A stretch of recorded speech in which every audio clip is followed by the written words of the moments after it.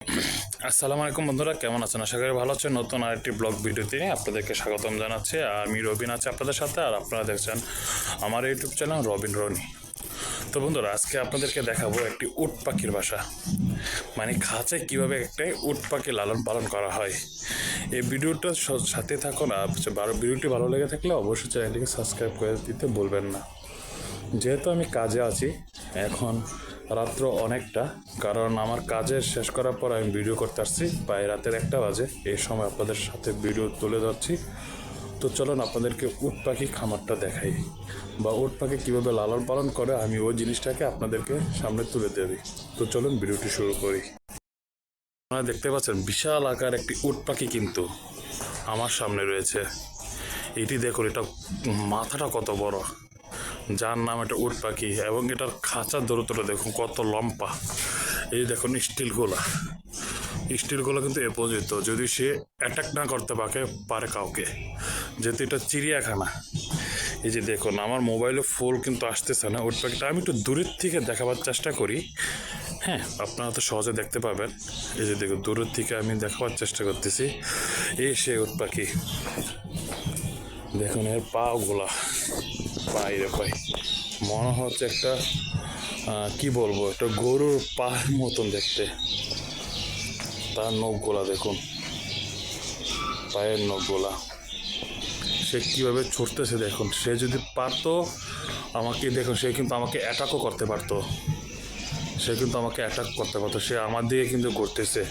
সে মনে করতেছে যে তাকে আমি ডিস্টার্ব করতেছি। কিন্তু এরকম উট পাখি কিন্তু এ খামারে কিন্তু 2টা ছিল। আজ থেকে 3 বছর আগে কিন্তু একটি উট পাখিকে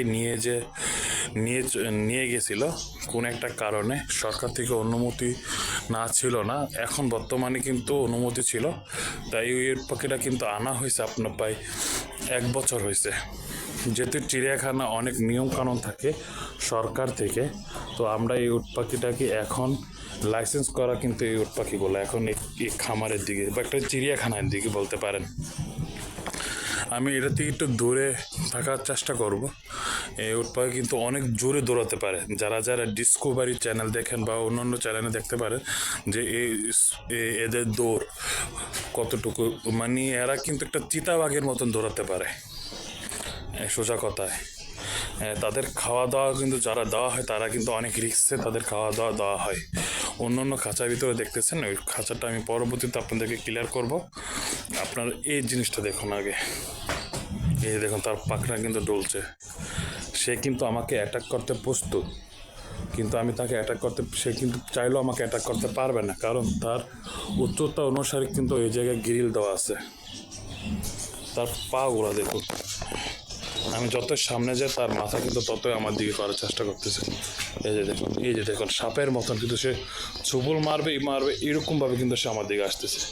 এবং দেখুন তার পিছনের জায়গাটা কত সরু।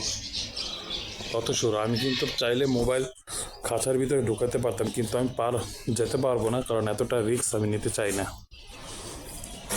এতটা রিস্ক নেওয়াটা হচ্ছে বোকামি। আর এর জন্য কিন্তু তালা দেওয়া আছে। দেখুন, কেউ যদি ভুল কোথাও প্রবেশ না করতে পারে, এর জন্য কিন্তু তালা দেওয়া আছে এই খাঁচার ভিতরে। যারা ওয়ার্কার তারা ছাড়া কিন্তু এই খাঁচায় কেউ ঢুকতে পারবে না। এটা কিন্তু নিয়ম কানুনের ভিত্তিতে পড়ে না। অন্য পাশে কিন্তু আরেকটা জাত আছে, ওই জাত নিয়ে আমি পরবর্তীতে আপনাদের সাথে ভিডিও ধরার চেষ্টা করব। সে কিন্তু পাখনা লাগাচ্ছে বর্তমানে। সে আমাকে বোঝাচ্ছে তুমি এদিকে আসার কারণে আমি বিরক্ত, কিন্তু আমাকে কিছু করার নেই যে আমাকে ভিডিও বানাতে হবে।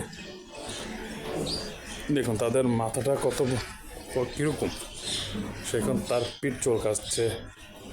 এই যে দেখুন, সে কিন্তু দেখুন আমি সামনে গেলে কিন্তু সে তার মাথাটা মানে সাপের মতন কিন্তু ছবল মারার চেষ্টা করবো। তার মাথাটা জল থেকে একটা সাপের মতনই।